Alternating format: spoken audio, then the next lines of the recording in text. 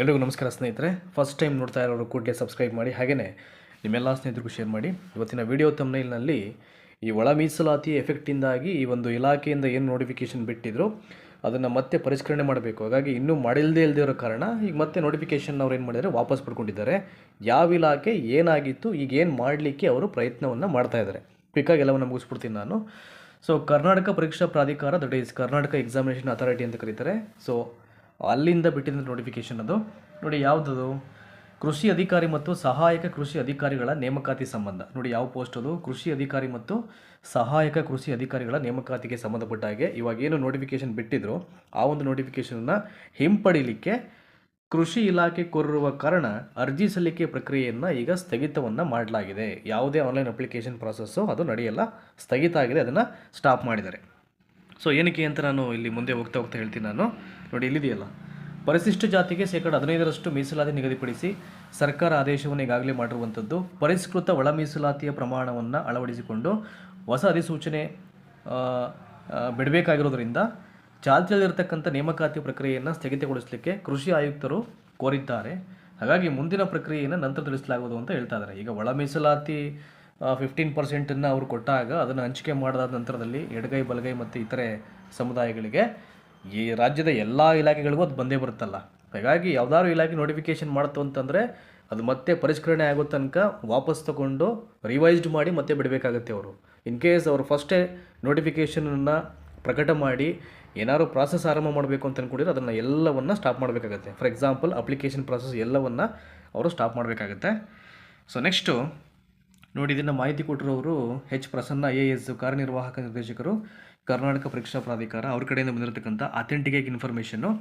So ನೋಡಿ, ಒಂದು KEA ಕಡೆಯಿಂದ ಒಂದು ಸರ್ಕ್ಯುಲರ್ ಕೂಡ ಬಿಡುಗಡೆ ಮಾಡಿದ್ದಾರೆ. ಈಗ ಏನು ಹೇಳಿದೆ ಅದಕ್ಕೆ ಸಂಬಂಧಪಟ್ಟ ಹಾಗೆ, ಸುಮ್ಮನೆ ಯಾವುದೋ ಫೇಕು ಹಾಗೆ ಹೀಗೆ ಅಂತ ಅನ್ಕೋಬಾರ್ದಲ್ಲ. ಹಾಗಾಗಿ ನೋಡಿ, ಯಾರಿಗೆ ಅಡ್ರೆಸ್ ಮಾಡಿರೋದು? ನಿರ್ದೇಶಕರು, ಕರ್ನಾಟಕ ಪರೀಕ್ಷಾ ಪ್ರಾಧಿಕಾರ, ಮಲ್ಲೇಶ್ವರಂ ಮತ್ತು ಬೆಂಗಳೂರು. ನೋಡಿ ಏನು ಹೇಳಿರೋ ಸಬ್ಜೆಕ್ಟಲ್ಲಿ, ಕೃಷಿ ಇಲಾಖೆಯಲ್ಲಿ ಖಾಲಿ ಇರುವ ಕೃಷಿ ಅಧಿಕಾರಿ ಮತ್ತು ಸಹಾಯಕ ಕೃಷಿ ಅಧಿಕಾರಿ ವೃಂದದ ಹುದ್ದೆಗಳನ್ನು ನೇರ ನೇಮಕಾತಿ ಮೂಲಕ ಭರ್ತಿ ಮಾಡಲು ಹೊರಡಿಸಿರತಕ್ಕಂಥ ಅಧಿಸೂಚನೆಯನ್ನು ಪರಿಷ್ಕರಣೆ ಮಾಡುವ ಕುರಿತು ಅಂತ ಇದೆ.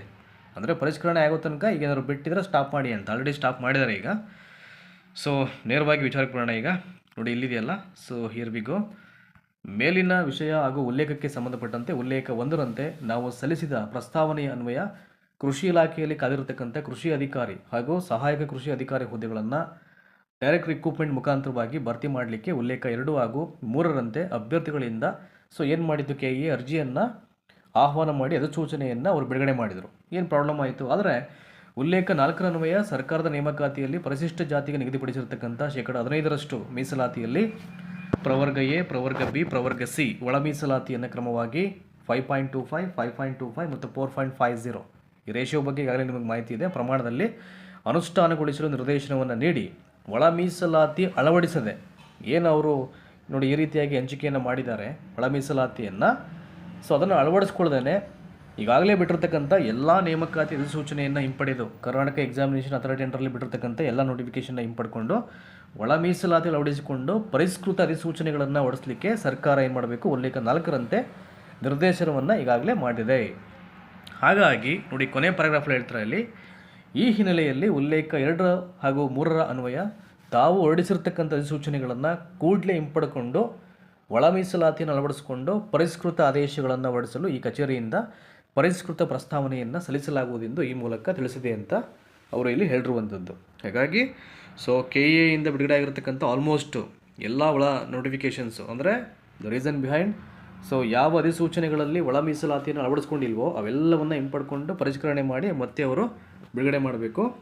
ಸದ್ಯಕ್ಕೆ ಈಗೇನು ನೋಟಿಫಿಕೇಷನ್ ಬಿಟ್ಟಿದ್ರು ಕೃಷಿ ಅಧಿಕಾರಿ ಮತ್ತು ಸಹಾಯಕ ಕೃಷಿ ಅಧಿಕಾರಿಗಳ ನೇಮಕಾತಿ ಸಂಬಂಧ ಬಿಟ್ಟಂಥ ನೋಟಿಫಿಕೇಷನ್ ಈಗ ಹಿಂಪಡ್ಕೊಂಡಿದ್ದಾರೆ, ಎಲ್ಲ ಪ್ರಕ್ರಿಯೆಗಳನ್ನು ಸ್ಟಾಪ್ ಮಾಡಿದ್ದಾರೆ. ಇದಿಷ್ಟು ಏನು ಕರ್ನಾಟಕ ಎಕ್ಸಾಮಿನೇಷನ್ ಅಥಾರಿಟಿಯಿಂದ ಒಂದು ಅಧಿಕೃತವಾದ ಮಾಹಿತಿ ಬಂದಿತ್ತು, ಅದ್ರ ಬಗ್ಗೆ ನಿಮಗೆ ಮಾಹಿತಿಯನ್ನು ಕೊಟ್ಟಿದ್ದೀನಿ.